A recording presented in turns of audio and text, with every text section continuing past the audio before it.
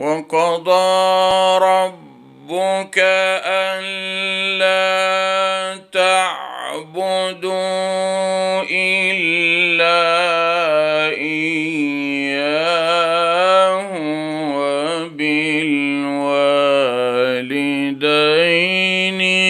إحسانا.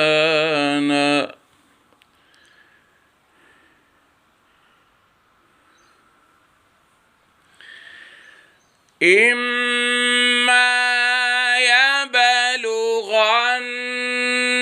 عندك الكبر أحدهما أو كلاهما فلا تقل لهما أف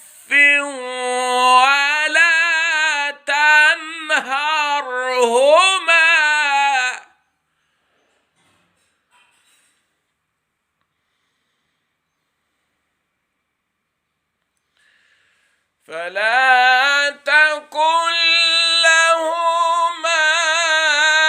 أف ولا تنهرهما وقل لهما قولا كريما.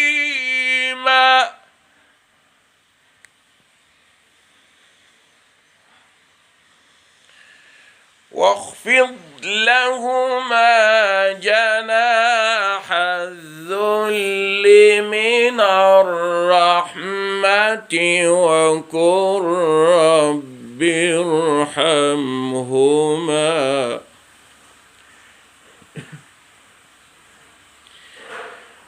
واخفض